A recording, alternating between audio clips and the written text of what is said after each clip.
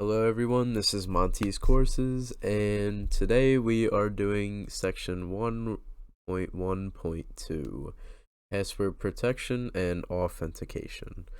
So this is going to be our first lab of the course, so yeah, let's get right into it. Oh yeah, before I start the video, I want to make sure that you guys click this right now because this is going to take a little minute to load, and if you want to follow along, do a side to side, you're gonna want it to load as fast as possible. So click this before you do anything. All right, and then so yeah, this is the security lab, right? It's gonna be a easy one because it's the first lab. It's gonna get us into the swing of things, I guess. And this one is all about passwords and power options and some other stuff you'll get to know just here just in a bit. See, this is gonna be what we're doing. It's a little long, but I'm telling you, it'll fly by. So I actually have my lab open right now. I can go in here and we are going to follow along with the instructions from the lab here. The CC is launch it first. That's step number 1. We already launched it, so we have that going. Alright, so number 2, click the start button at the lower left and click control panel, right? So we're gonna do that. And we're gonna get control panel right here. And once we did that, control panel, locate the search box in the upper right corner of the window, type power, and this displays a list of click power options. So we're gonna go here, power options.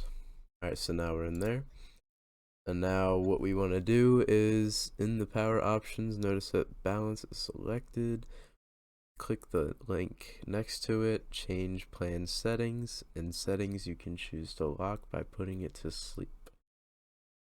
Okay, so right here, you can change the plan settings. And wait, let me just make sure. Click the link next to it, change plan settings. The settings you can choose. Oh yeah, so you can. This is basically like how long if you leave your computer sitting there for 5 minutes, it's automatically going to put it to sleep, so people can't really just look at your computer. Yeah, this is really good because if you had a laptop at a cafe, no one would be able to look at your stuff, because if you leave it there for 5 minutes, it's going to automatically turn to sleep. So you won't have to worry about nobody looking in on your stuff while you're going. I mean, you'll still have to worry about it, but at least you got 5 minutes for it. They only got a 5-minute time frame to do something. So as long as nothing happens between those 5 minutes, you're good. But anyways, back with the lab. You don't actually want to change the power settings for this lab, so click cancel. So apparently we're not going to do that. So I'm just going to change it back to never. And then save change. Alright, so next we're going to be locking and unlocking the computer. So on the keyboard, Control Alt Delete. So this is like on your own computer. So like the one you're probably watching the video with right now. So if you hit Control Alt Delete, I'm not gonna do it because I'm recording a video and I don't know if it'll glitch it out or anything. But if you hit Control Alt Delete, and at the same time, it should lock your computer so that no one can get on it, and it'll show your password and stuff.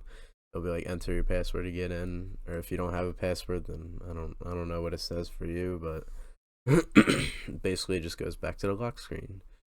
So that's easy, right? Oh yeah, and this is where we're gonna get into password protection, where it's just showing statistics about passwords. Like 4.7% of people in this world have password as their password, right?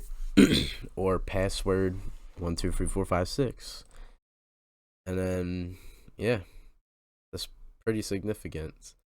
So 91% of people have, wait, hold on. Yeah, 91% have a password from the 1,000 most commonly used passwords. So think about that, right? 91% of the world. We're trying to reduce that with cybersecurity because we don't want people's systems getting hacked. And when you make a simple password, you're just going to be one of these 90% of people. And you're just going to get hacked every day. No doubt about it. All right, so now we're going to go up and launch PowerShell. Yep, that's it. I'm going to bring it here. And then quick Windows PowerShell, in the PowerShell.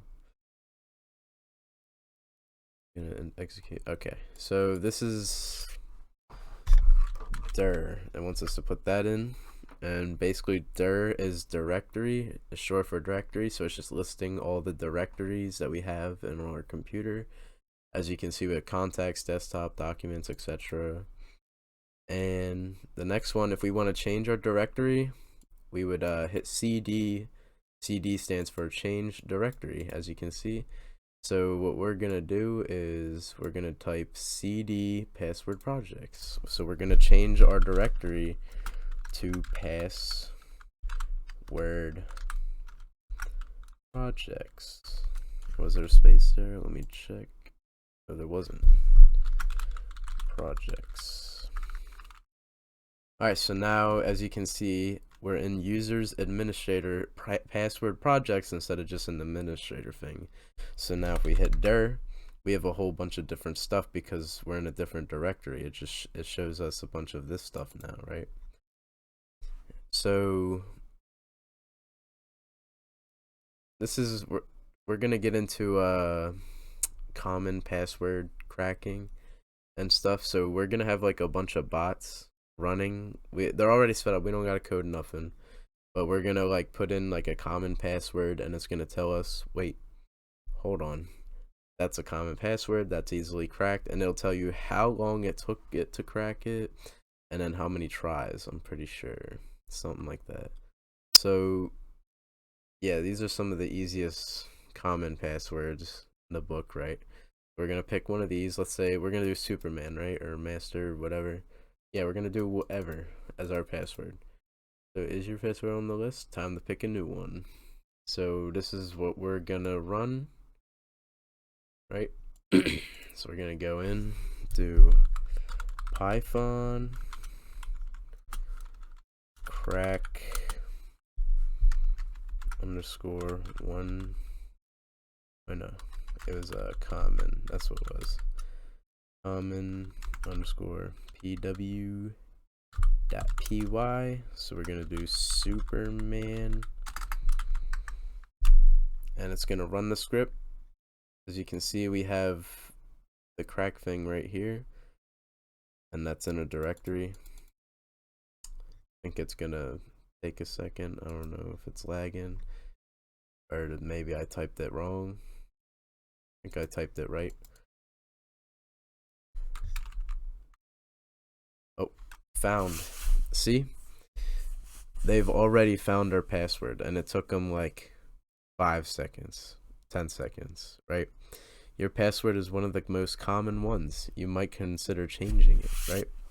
So it literally just tried to guess our password, and it already did that. Out of all the possible like normal passwords, it just chose that within like 10 seconds, which is crazy, right? This is how people hack into your accounts. They just have like a bunch of these bots typing in passwords until they find the correct combination, and then yeah, they get in. So this is why it's important to make a good password, good complicated password. Okay, so it's just telling us to go back there. File extension. Yeah. So basically it's just saying the PY stands for Python. And let's see, where's the next one? Yeah, so the next one we're gonna do a 1-word password. So we're gonna make up a random word, and we're gonna see how many tries it takes to crack it. So we're gonna do Python crack underscore one word underscore pw dot py, and then we're gonna do, let's say Monty. We'll do Monty, right? Oh, wow. So it actually did not crack the password, so I think Monty might be overpowered. So maybe you guys should start using Monty as your password, right? Alright, but instead we're gonna try courses. Oh oh my god. Alright, hold on. Cat. I'm not cracked. What the heck? Oh, I guess huh. The last times I did this, it cracked all of my passwords. I'm not sure what's going on here, but let me try one more. Let's say dog. There we go. Alright, so now this is usually what happens. It took them 0.001 second. Not even a second to find the password dog. Right? It didn't do cat though, which you might be like, oh, it didn't do cat, so why would it do dog, right? But like, you gotta understand, this was only like not even a second worth of like trying to guess the password. If this went on and on and on and on until it found the password, it probably would still be less than a second. Because look, it did 21,000 guesses. And out of them 21,000 guesses, cat just wasn't it. But out of these, only these 5,000 was dog. Which is kind of crazy, right? This is how easy it is to hack into people's accounts if they have a common password. So I encourage you strongly, do not use a common password. Alright, so now we're gonna go on to the next part. In the script. Oh yeah, we already did it. Add a symbol.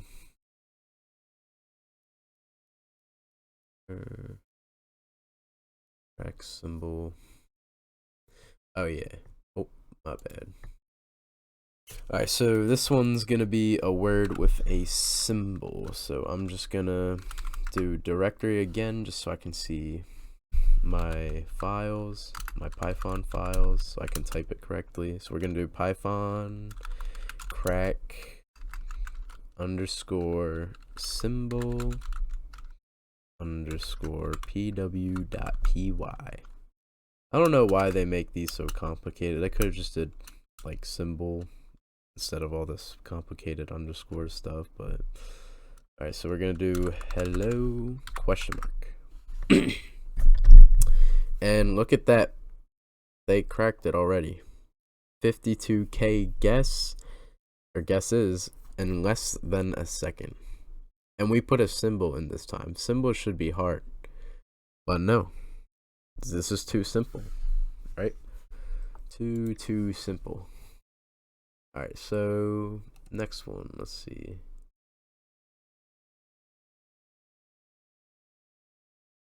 Open, crack another editor, locate activities. Yeah.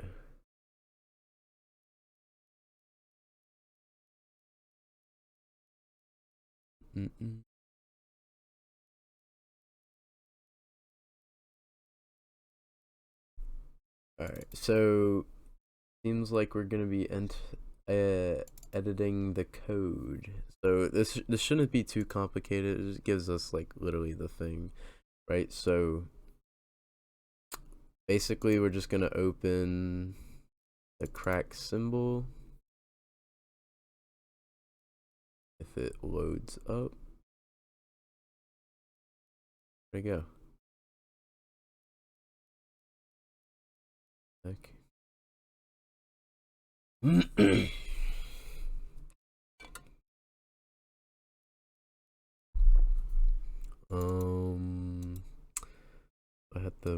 as an administrator.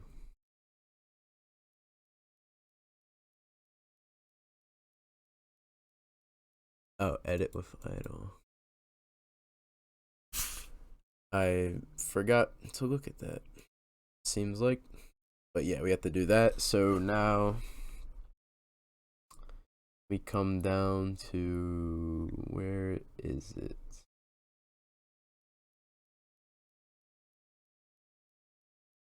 Aha, right here. So I think we have to delete this, right?